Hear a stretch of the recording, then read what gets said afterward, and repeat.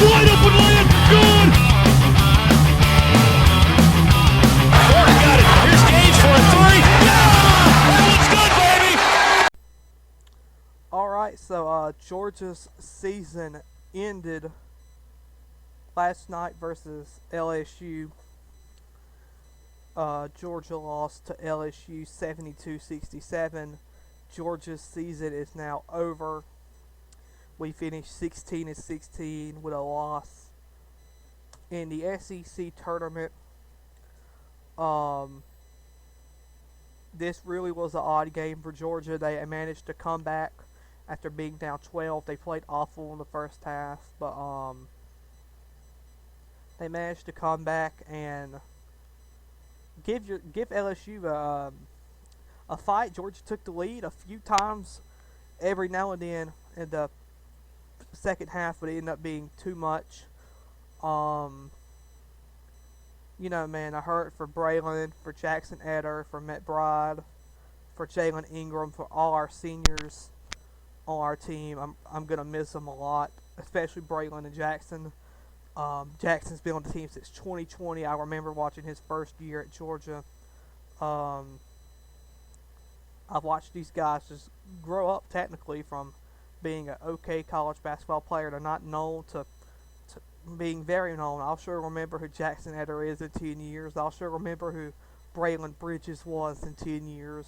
It's just really, really sad the season's ended. In college basketball especially, when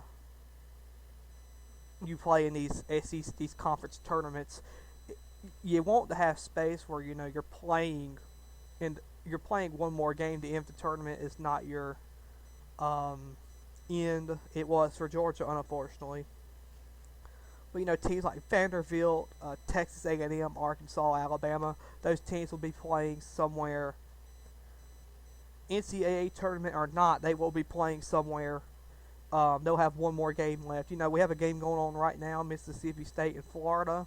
We'll check who's winning that game. Mississippi State is winning 37-31.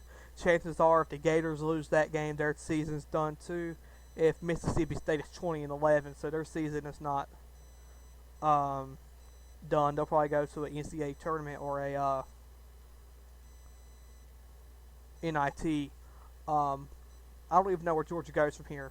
I mean, there's rumors Mike White's taking the Ole Miss job. There's rumors Kerry Oquindo's leaving. I hope Jabri and Justin Hill. I hope we get a lot of guys. I hope Kerry stays too. But there's. I don't know where we go from here. The season literally just ended last night, so I really don't have much to say. Braylon Bridges actually had 11 points last night. That was really good for Braylon. His last game at the Georgia Bulldog, he had a really good game. He left it all out on the court, but I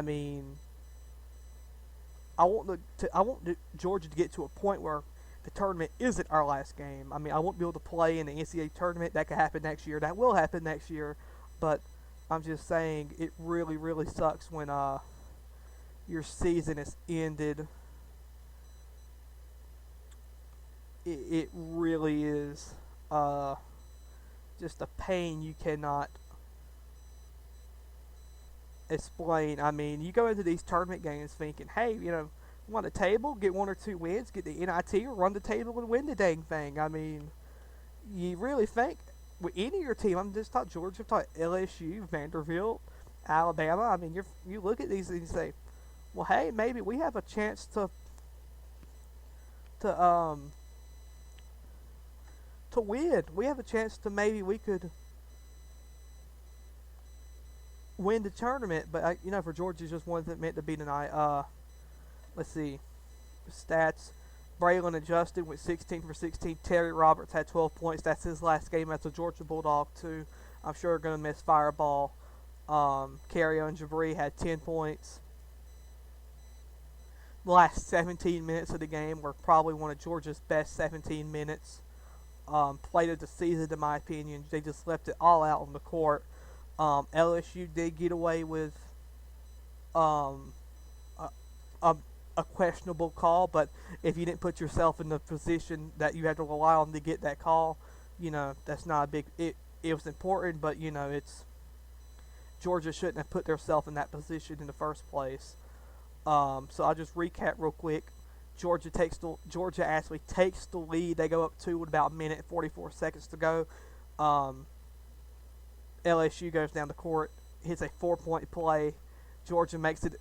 Georgia gets a 3-point play, makes it one, and then the play happened. LSU got away with an offensive goaltending. The ball was in the cycle. He picked it back up and threw it in while it was at the cycle. But and the SEC officials even said it was goaltending after the game. But you can't rely on that one call to make or break your season. It's just the truth. It's really nice to see the SEC be playing big men. For the longest time, the SEC has been a guard league. I mean, John Wall, J.J. Frazier, Bradley Beal, and now this year you have players like Braylon Bridges and Oscar Toshabe and Colin Castleton for Florida. I mean, it's really cool to see the it changed from where it was a guard league to now a center and big man league. That change usually does not happen like quickly as it did.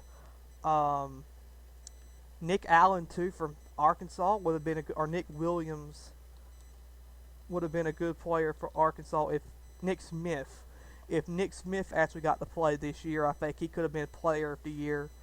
Brandon Miller I think won